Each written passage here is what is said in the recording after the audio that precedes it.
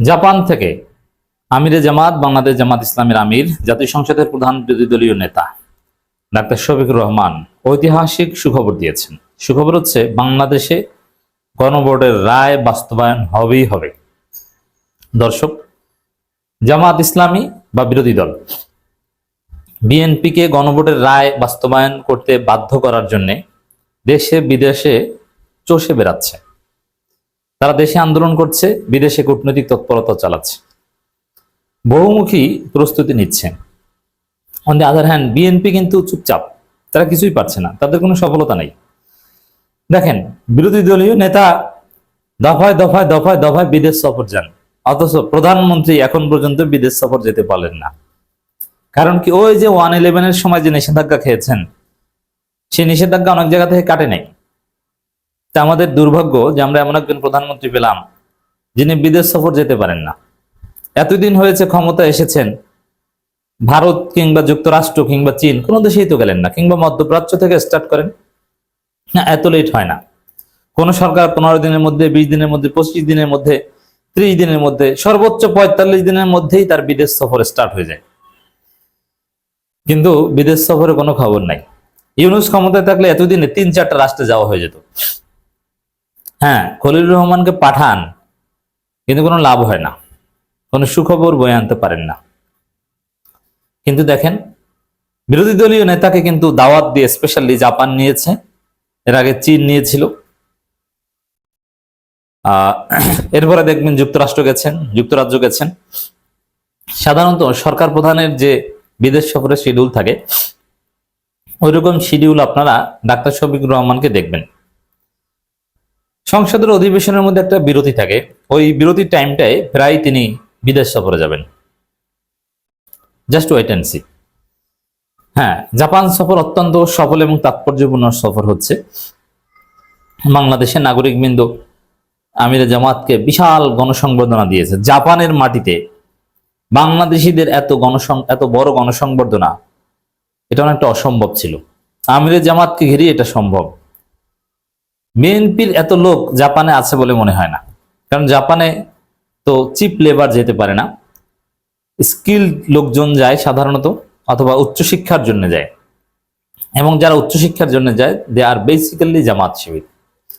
ছাত্রদল করা কোনো ছেলেরা উচ্চশিক্ষার জন্য বিদেশ যেতে পারে না, এদের এই কোয়ালিটিই থাকে না। জাপানিজ ভাষা থাকতে হয়, ভাষায় একটা নির্দিষ্ট স্কোর থাকতে হয়, অথবা আপনি ভালো স্টুডেন্ট হবেন, পিএইচডি করতে যাবেন, আইএলটিএস করবেন, ইত্যাদি ইত্যাদি। তো এগুলোতে ছাত্রদল করা ছেলেদের কোনো আগ্রহ থাকে না, কিংবা তাদের সেই যোগ্যতাও থাকে না। যাদের যোগ্যতা থাকে তাদের যোগ্যতা নষ্ট হয়ে যায়, যার ফলে বাংলাদেশি যারা বিদেশে পড়াশোনা করে বেসিক্যালি শিবির ব্যাকগ্রাউন্ড, একটা বড় অংশ আছে যে non political, but politically affiliated যারা, তারা শিবির। তো এই জন্যে উন্নত দেশে যেসব জায়গায় ভালো পড়াশোনা হয় এবং সেখানে বাংলাদেশি আছে, সেটা জামাত শিবির অধ্যুষিত। তা আমিরে জামাতের জাপান সফর যে সফল, আমরা সেটা দেখতে পাচ্ছি। তাকে ঘিরে জনগণের যে আগ্রহ, বাংলাদেশের মানুষজনের যে আগ্রহ, এক একটা বিরাট বিরাট নাগরিক সংবর্ধনা, এক একটা প্রোগ্রামে বিরাট বিরাট হল রুমে প্রোগ্রাম হয়। বাংলাদেশের ইঞ্জিনিয়ার্স ইনস্টিটিউশনের মতো হল রুমে প্রোগ্রাম হয়, সেখানে কানায় কানায় পূর্ণ হয়। মানে এটা বাংলাদেশ না ঢাকার ইঞ্জিনিয়ার্স ইনস্টিটিউশন বোঝা মুশকিল। সেম, এত বাংলাদেশি কোথায় পেল? তো দর্শক, এবং মসজিদে সফর করছে, বাংলাদেশি কমিউনিটির যত জায়গা আছে তাদের আড্ডার জায়গা, এগুলো জামাতের এমপিরা ঘুরে ঘুরে দেখছে, দেশটি আরমান, সাইফুল আলম খান মিলন এরা, এবং সরকার উচ্চ পর্যায়ের সাথে বিভিন্ন মিটিং এর শিডিউল রয়েছে। এবং জাপানের প্রভাবশালী গণমাধ্যম, শুধু জাপানে না, পৃথিবীর অন্যতম প্রভাবশালী গণমাধ্যমের সাথে আমিরে জামাত সাক্ষাৎকার দিচ্ছে। তো এই যে প্রভাবশালী গণমাধ্যম কার সাক্ষাৎকার নেয়? বাংলাদেশের রাজনীতিতে ডাক্তার শফিকুর রহমানকে জাপান স্পেশালি চুজ করেছে, অথবা স্বাভাবিক যে রাজনীতির ক্যালকুলেশন যে আজকে যিনি বিরোধী দলীয় নেতা তিনি কালকের প্রধানমন্ত্রী, অতএব তার সাথে একটা লাইন করা দরকার। এরকম চিন্তা ভাবনা থেকেই কিন্তু প্রভাবশালী গণমাধ্যমগুলো সাক্ষাৎকার নেয় এবং তাকে আস্থায় নেওয়ার চেষ্টা করে এবং তার সাথে একটা সম্পর্ক বিল্ড আপের চেষ্টা করে। ডাক্তার শফিকুর রহমানের ক্ষেত্রে সেটাই হয়েছে আমরা মনে করি। তো ডাক্তার শফিকুর রহমান সুখবর দিয়েছেন, দেশে গণভোটের রায় বাস্তবায়ন হবে। হ্যাঁ, সারা পৃথিবী চষে বেড়াবেন। বাংলাদেশের প্রত্যেকটা ইঞ্চিতে প্রয়োজনে আন্দোলন হবে। বাংলাদেশের মানুষকে, প্রবাসীদেরকে জাগিয়ে তোলা হবে। আন্দোলনের মাধ্যমে বিএনপিকে বাধ্য করে গণভোটের রায় বাস্তবায়ন করা হবেই। আমরা সেটাই দেখতে চাই। আমির জামাত এটাই বুঝিয়েছেন। গণভোটের রায় বাস্তবায়ন না হলে প্রবাসীরা রেমিটেন্স পাঠাবে না, বৈধ চ্যানেলে, ব্যাংকিং চ্যানেলে রেমিটেন্স পাঠাবে না। হাসিনাকে যেরকম শিক্ষা দিয়েছিল রেমিটেন্স শাটডাউন করে, ওরকম শিক্ষা দিবে। প্রয়োজনে অন্য চ্যানেলে পাঠাবে।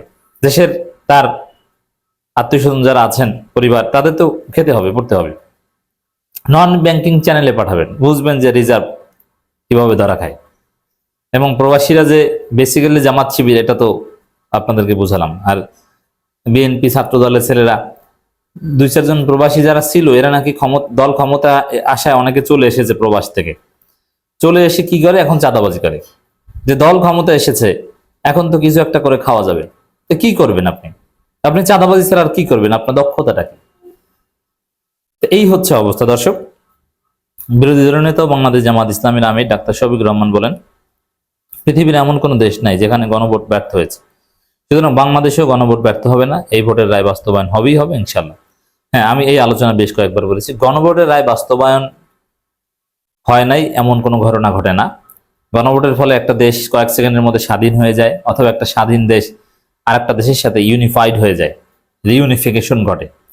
গণভোট হয়ে যাওয়ার সাথে সাথেই ওটার রায় অটো বাস্তবায়ন হয়ে যায়। গণভোটের পাওয়ার এত, এবং গণভোটের রায় উপেক্ষা করে পৃথিবীর দিকেও ক্ষমতায় থাকতে পারে না, এবং এটা উপেক্ষা করার সাহস কেউ দেখায় না। অতএব গণভোটের রায় বাংলাদেশে বাস্তবায়ন হবেই।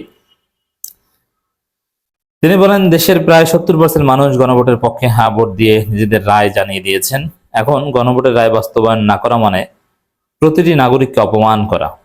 বিরোধী দল হিসাবে সংসদে এবং সংসদের বাইরে গণভোটের রায় বাস্তবায়নের সকল প্রকার আন্দোলন সংগ্রাম চালিয়ে যাবেন বলে তিনি আশ্বস্ত করেন। এ সময় ইনকিলাব জিন্দাবাদ স্লোগানে অনুষ্ঠানের হল মুখরিত হয়ে ওঠে। আমরা বিশ্বাস করি জামায়াত ইসলামী আছে, অতএব বাংলাদেশে গণভোটের রায় বাস্তবায়ন বিএনপিকে বাধ্য করবে। জামাত কি, এটা হাসিনা কিন্তু টের পেয়েছে। শিবিরের ছেলেরা কিভাবে গুপ্ত রাজনীতি করে হাসিনার মস্তদ তছনছ করে দিতে পারে, এরকম গুপ্ত রাজনীতি এখন আর দরকার হবে না, কারণ জামাত শিবির তো এখন নিষিদ্ধ না। হ্যাঁ, নিষিদ্ধ করলে যদি জামাত শিবির করা অপরাধ হিসেবে বিবেচিত হয়, তখন গুপ্ত রাজনীতি করবে, এটা অনিবার্য। যে কোনো দল, এখানে যেমন ছাত্রলীগ নিষিদ্ধ, যার ফলে ছাত্রলীগের ছেলেরা এখন ছাত্র দলে পোস্টেড হয় এবং ধরাও পড়ে। কোন দল নিষিদ্ধ করা হলে তারা গুপ্ত রাজনীতির চেষ্টা করে। এখন যারা গুপ্ত রাজনীতি করে সফল হয়, তারা সফল, তারা বিজয়ী হয়। যেমন শিবির জিতেছে, হাসিনা পতন ঘটাতে পেরেছে। আর যারা ধরা পড়ে, তারা ব্যর্থ। যেমন ছাত্রলীগের ছেলেরা ছাত্র দলের কমিটির মধ্যে ঢুকে ধরা পড়ে, তারপরে বাতিল করতে হয়। কিন্তু শিবিরের ছেলেরা সফলভাবে হাসিনা পতন ঘটাতে পেরেছে। এই জামাতে এই শিবির আছে, অতএব বাংলাদেশে গণভোটের রায় বাস্তবায়ন হবেই হবে ইনশাআল্লাহ।